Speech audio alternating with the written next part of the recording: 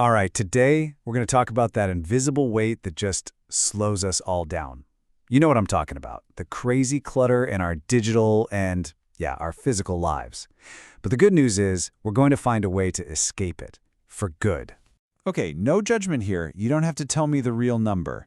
But if you're looking at a browser that has more rows of tabs than a spreadsheet, or what I like to call a library of good intentions, then yeah, you're in the right place.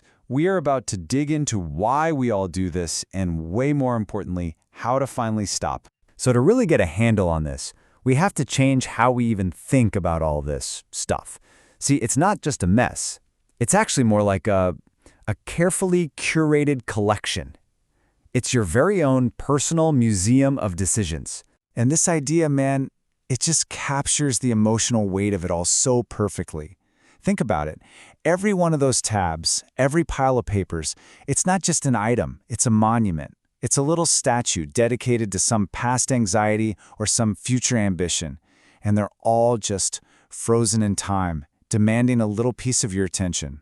And that right there, that's the real problem. This isn't about being disorganized or messy. It's that every single open tab is a decision you haven't made yet. You know the drill. Should I read this? Is this actually important? What am I supposed to do with this? And every one of those questions is just an open loop in your brain, quietly sipping away at your energy. So you're the curator of this museum, right? Well, let me tell you, the admission is steep. Maintaining this whole collection isn't free. It has a really high psychological price tag, whether you realize it or not. Yeah, there's actually a scientific name for this feeling of being totally overwhelmed. It's called cognitive load. And the best way to think about it is like this. Your attention is a phone battery. Every single open tab, every unread article is like an app running in the background, just draining your power bit by bit.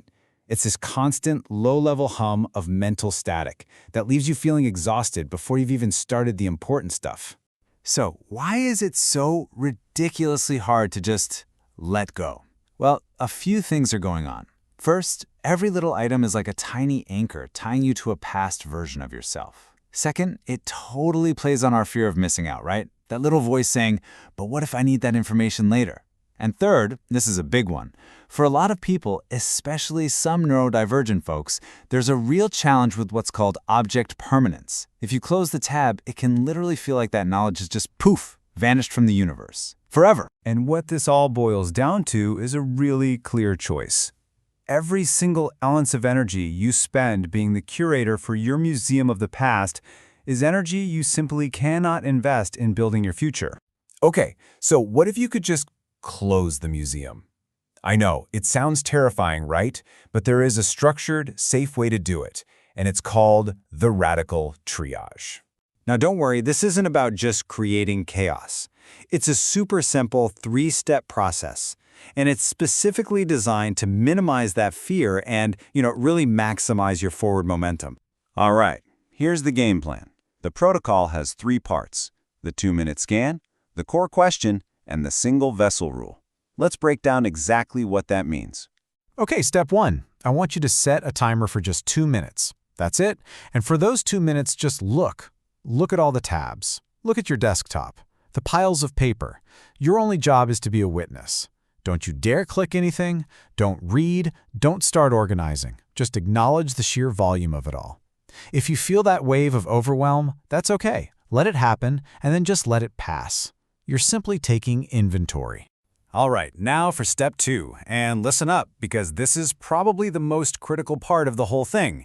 You are not going to go through this item by item. That is a trap. It's a black hole that will suck you in for hours. Instead, you're going to zoom all the way out and ask one single question about the entire collection. And here is that one question. Is the energy required to maintain all of this past worth more than the energy I could invest in my future? Just sit with that for a second. The answer, when you're really honest with yourself, is almost always a huge, resounding no. You see what that question just did? It's like a magic trick. It completely reframes the whole problem. Suddenly, you're not focusing on the fear of what you might lose by closing a tab. Instead, you're looking at the massive, incredible potential of what you are about to gain by freeing up all that wasted energy. Okay, so you've answered the question. You know the answer is no. Now it's time to actually do something. Welcome to step 3. And to make this feel safe and totally manageable, you're going to choose one single path, one single container to deal with everything all at once. And you've got 2 fantastic options here. First, there's option A, the void. This one's for the brave among us. You just close everything, every tab, every file. You trust the universe that if something is truly critically important, it'll find its way back to you when you actually need it. But if that sounds a little too terrifying, there's option B, the archive. This is your safety net. You create one brand new thing, maybe a bookmark folder or a simple text file, you title it with today's date, and then you just dump everything into it, every link, every half-read article, and then you close it. See? It's not gone forever, but it is no longer sucking up your daily energy. So what have you just done? What does this all add up to? Well, it's something incredibly powerful. You have effectively declared informational bankruptcy. Just think about that phrase for a second. Informational bankruptcy. You are wiping the slate clean. You are forgiving the debt of all those unmade decisions and all those unread articles that have been weighing you down for so long. You are literally releasing yourself from the obligations you made to a past version of yourself. And the payoff? Oh, it's immediate. It's like a weight lifts. You instantly stop paying that mental energy tax on 1,000 different open loops. You finally stop your past from constantly leaking into your present.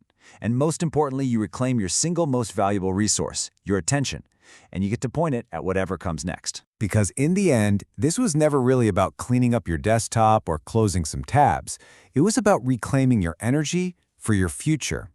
So now, the only question left is where are you going to invest it?